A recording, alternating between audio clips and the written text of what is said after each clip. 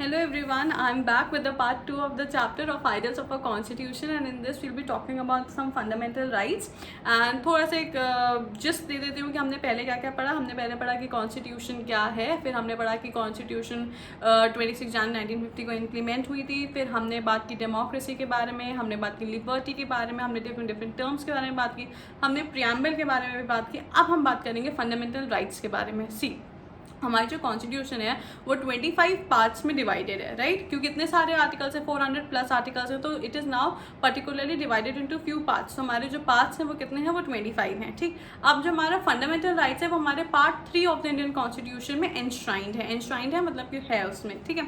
तो part 3 of the Indian constitution.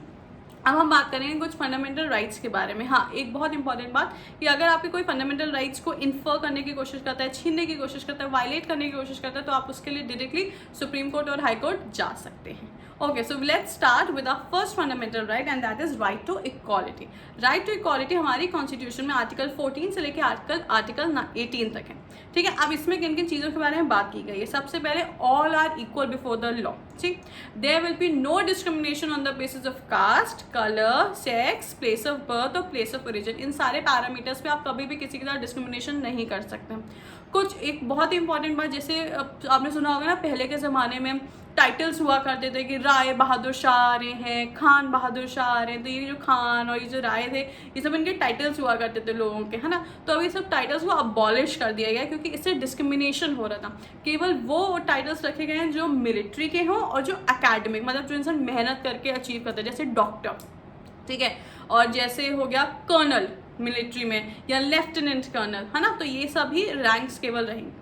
Next आता है right to freedom. Right to freedom मतलब आर्टिकल 19 से लेकर आर्टिकल 22 में। अब इसमें बहुत ही सारी चीज़ें, जैसे आपको कहीं पे भी घूमने फिरने की आज़ादी, ये आपका राइट, फंडामेंटल राइट है, तो इसको एंजॉय करिए, ठीक है। लेकिन अभी मत एंजॉय करिएगा। अगर आप कहीं ज़रा सा भी बाहर निकले, बहुत इंपॉर्टेंट हो, तो please wear mask and keep sanitising your hand, also wear gloves and face shield also, okay. जो घूमने फिरने की आज़ादी ना in the length and breadth of the country, ये आपका फंडामेंटल राइट है। आप कहीं पे भी पीसफुल असेंबलीज ऑर्गेनाइज कर सकते हैं, ये आपका फंडामेंटल राइट है। आप freedom of speech and expression है, ये आपका फंडामेंटल राइट है। उसके बाद फॉर्म एसोसिएशंस एंड यूनियन, आपका फंडामेंटल राइट। आप कहीं कंट्री में कहीं पे भी रह सकते हैं, आपका फंडामेंटल राइट है। Clear? Okay, now next come to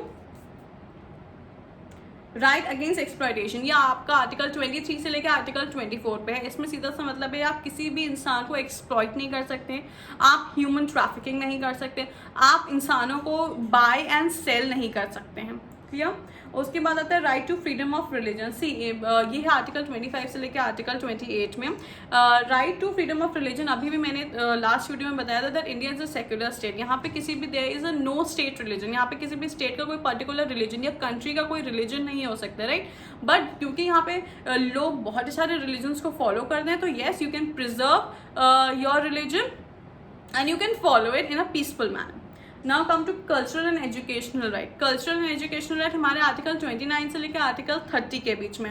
इसका मतलब ये है क्योंकि इंडिया में बहुत सारे कल्चर्स हैं, तो आप अपना कोई भी कल्चर फॉलो कर सकते हैं, और अगर आप चाहें तो आप एजुकेशनल इंस्टीट्यूशंस भी उसके लिए खोल सकते हैं। जैसे फॉर एग्जाम्पल मदरसास जो होते हैं, ये हम सबका फंडामेंटल राइट है, ठीक है। तो अगर हम चाहें, अगर मानो मैं अगर कोई पर्टिकुलर रिलीजन फॉलो कर रही हूँ, तो मैं उसका अपना एक एजुकेशनल इंस्टीट्यूशन भी खोल सकती हूँ। It is totally my fundamental right. Next आता है राइट टू कॉन्स्टिट्यूशनल रेमेडीज। याद है मैंने वीडियो की स्टार्टिंग में बताया था कि फंडामेंटल राइट्स की स्टार्टिंग में बताया था कि अगर हमारा कोई भी फंडामेंटल राइट छीनने या वायलेट करने की कोशिश करते हैं, हम डायरेक्टली सुप्रीम कोर्ट या हाई कोर्ट जा सकते हैं। ये भी हमारा फंडामेंटल राइट है, और ये आपके आर्टिकल 32 में है, right to constitutional remedies. It is basically a safeguard, या हमारे फंडामेंटल राइट्स को सेव करता है।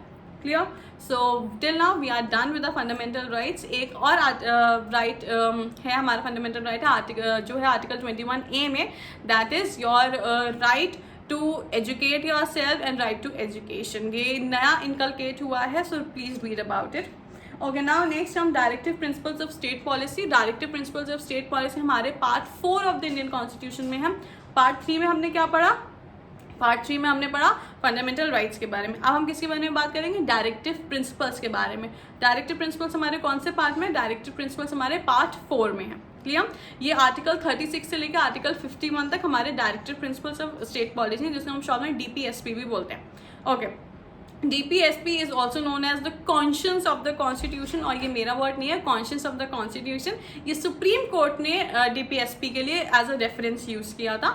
DPSP का सिंपल सा मतलब ये है कि दीज आर द कुछ डायरेक्शंस दिए गए हैं कॉन्स्टिट्यूशन की तरफ से स्टेट्स को कि आप अपनी स्टेट्स को वेलफेयर स्टेट कैसे बनाएं और लोग कैसे उसमें अच्छे से रहें, प्रॉस्पर करें. अब जैसे एक दो आर्टिकल्स अगर मैं बताऊँ तो equal pay for equal work. अगर फॉर एग्जाम्पल एक विमेन है और एक मैन है, ठीक है, अगर वो लोग एक ही काम कर रहे हैं, ठीक है, मानो कहीं किसी बिल्डिंग में काम कर रहे हैं, किसी ऑफिस में काम कर रहे हैं, तो अगर दोनों का इक्वल वर्क है तो उनके लिए इक्वल पेमेंट होगा. ऐसा नहीं होगा because men are more stronger, ऐसा बोला जाता है. This is not my perception, ठीक है. तो they will be paid more and women will be paid less. तो आप किसी भी बेसिस पे ऐसा डिस्क्रिमिनेशन नहीं करोगे, ठीक है. फिर state should provide good vacancies for the upcoming generation की वो अच्छे से अपना लाइवलीहुड जिए. There should be a good livelihood जिसमें लोग अच्छे से उस स्टेट में रहें और खुश रहें.